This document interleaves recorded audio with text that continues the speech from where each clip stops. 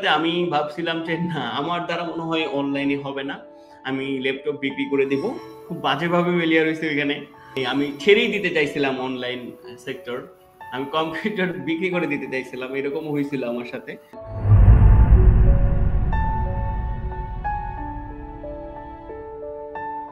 এর আগে কি আপনি অন্য কোনো সেক্টরে কাজ করছেন বা অন্য কোনো জায়গায় ট্রাই করছেন যে এটা আমাকে দিয়ে হবে কিনা বা ব্যর্থ হয়েছেন কিনা এরকম ব্যাপারটা? হ্যাঁ, এরকম অনেক হয়েছে আমার লাইফে। আমি বরাবরই ফেলিয়ার হয়েছি আইটি বাদে।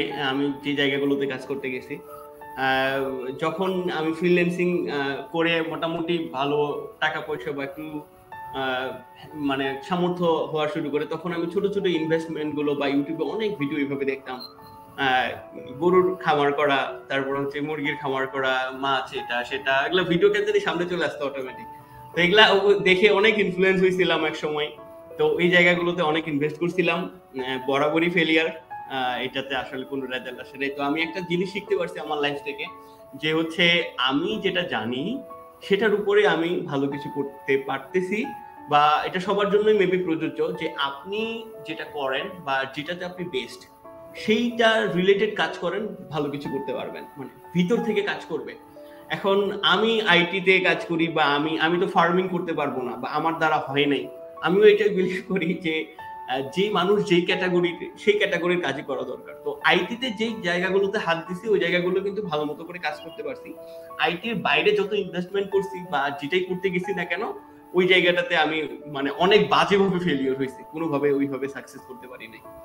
এমন কি কখনো হয়েছে যে এই 12 বছরে কাজ করতে গিয়ে মনে হয়েছে যে না আমি পারবো না, আমার দ্বারা এটা সম্ভব না? হ্যাঁ, এরকম একবারই আসছিল, খুব করুণ সিচুয়েশন আসছিল। এটা আসলে মানে আমি ছেড়েই দিতে চাইছিলাম অনলাইন সেক্টর, আমি কম্পিউটার বিক্রি করে দিতে চাইছিলাম, এরকম হয়েছিল আমার সাথে। তো সেটা যে ডিপ্লোমার সময়ে আমি যখন ছোট ছোট কাজগুলো করতাম, ক্র্যাক লিস্ট বা এরকম ছোট ছোট কাজগুলো করতাম, তখন আমি একটা অফিস দেওয়ার প্ল্যান করি আর কি। তো ওই সময় খালেক ছিল এবং আরো অনেক ছোট ভাই ছিল আমার সাথে। তো ওদেরকে নিয়ে একটা অফিস সে কয়েক মাস কাজ করার ট্রাই করি। খুব বাজেভাবে ফেলিয়ার হয়েছে ওইখানে।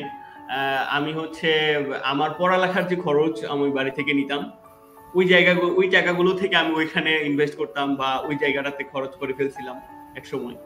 তো ওইখানে এমন হয়ে গেছিল যে আমার ওই মুহূর্তে 20 থেকে 15 হাজারের উপরে খুব একটা একটা ঋণ হয়ে গেছিল। মানে ঋণ বলতে কি, যে আমি টাকা নিয়েছিলাম বাসা থেকে কলেজের জন্য, হ্যাঁ, খরচের জন্য, কিন্তু ওই টাকাটা আমি আমার বিজনেসে ইনভেস্ট করছিলাম।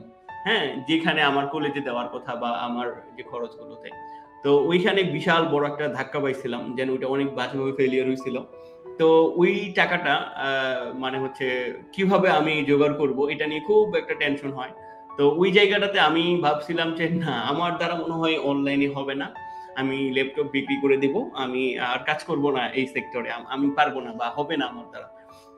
আমার ওই ল্যাপটপটা আমি মনে হয় 1-2 জন দেখতেও আসছিল।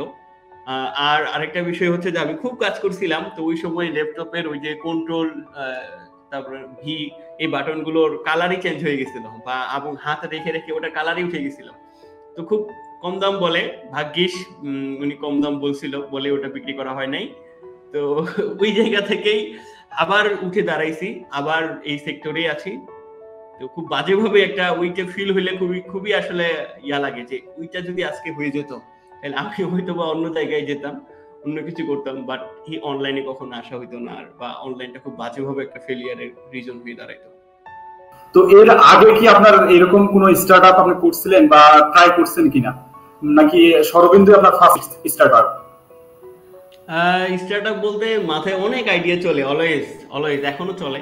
তো অনেক অনেক প্ল্যান করছি, এবং ছোট ছোট অনেক অফিসও দেওয়ার চেষ্টা করছিলাম লাইফে, ওইখানে ফেলিয়ার হয়েছি। তারপরে ছোট ছোট টিম করার চেষ্টা করছিলাম, খুব বাজেভাবে ফেলিয়ার হয়েছি 2বার। আসলে টিমে কখনো আমি ওইভাবে ভালো করতে পারি নাই। মানে ভালো বলতে কি, বন্ডিং গুলো খুব ভালো ছিল না। দুইবার টিম টিম করে কাজ করছি। তো শেষের পরিস্থিতিগুলো খুবই খারাপ হয়েছিল। এখানে একটা বিষয়। তো দেন ফাইনালি অনেকদিন গ্যাপ দেই আমি আসলে ছোট ছোট বিজনেস।